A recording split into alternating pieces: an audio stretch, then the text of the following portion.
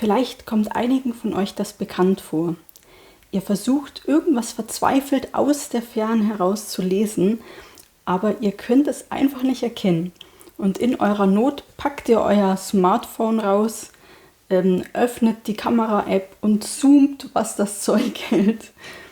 Und ja, dann macht ihr von mir aus ein Foto davon und dann seht ihr vielleicht mit viel Glück, was da Meter von euch entfernt auf der Anzeigetafel von irgendetwas steht. Tja, mir ging es tatsächlich schon mal so und ich habe diesen Kamerazoom dann auch benutzt.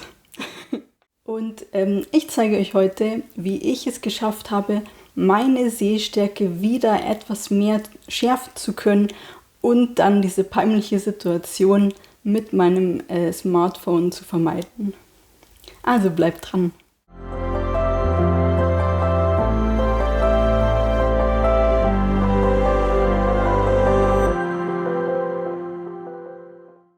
Heute möchte ich mit euch über den Spiegel unserer Seele sprechen, nämlich die Augen.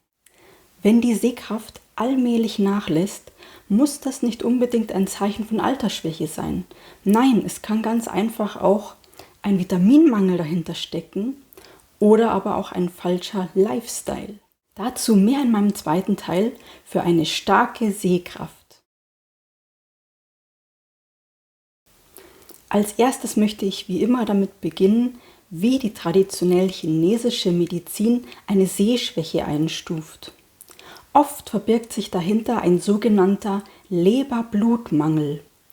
Dieser Leberblutmangel zeichnet sich außerdem noch mit den folgenden Symptomen aus: Gesichtsblässe oder auch eine blasse Zunge und blasse Lippen.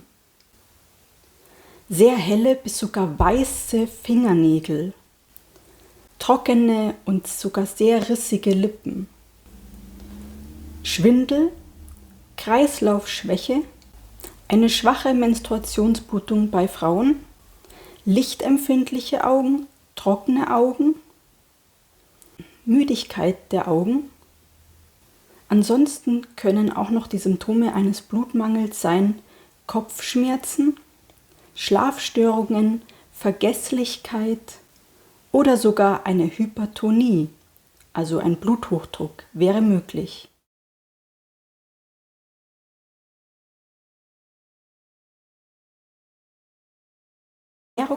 Meine Ernährungsempfehlungen hierzu, die einen Leberblutmangel wieder auffüllen, wären zum Beispiel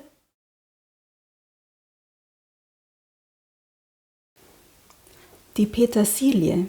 Denn Petersilie enthält sehr viel Eisen und zusammen mit ihrem Synergisten Vitamin C sorgt sie dafür, dass ihr das Eisen besser aus der Petersilie assimilieren könnt. Als nächstes wäre hier die rote Beete zu nennen. Rote Beete ist auch ein sehr, sehr guter Eisenspender. Ihr könnt sie zum Beispiel auch als Frühstücksersatz morgens als Smoothie genießen. Süßt sie einfach mit etwas Honig und danach werdet ihr wirklich einen wahren Energieschub merken. Probiert das einfach mal aus. Aber Vorsicht!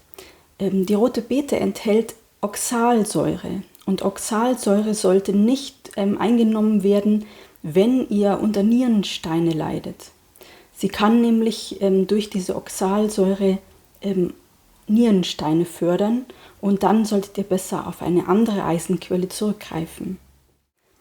Aber auch die Goji-Beere mit ihrem Gehalt an Zeaxanthin kann eure Sehkraft wieder stärken und eure Augen wieder zum Strahlen bringen. Die Goji-Beere baut außerdem mit ihrem süßen Geschmack das Nieren-Yin wieder auf. Im sogenannten Fütterungszyklus könnt ihr erkennen, dass die Nieren auch die Leber versorgen und somit indirekt euer Leberblut stärken und wieder für eure Augen gut sind. Mehr über den sogenannten Fütterungszyklus habe ich schon in meinem letzten Video über ein gesundes Hautbild erzählt und ihr könnt euch das gerne nochmal hier in meinem Video ansehen. Nun blende ich noch eine Liste ein von den Lebensmitteln, die gut sind, um euer Leberblut wieder aufzufüllen und somit eure Sehschärfe wieder verbessern können.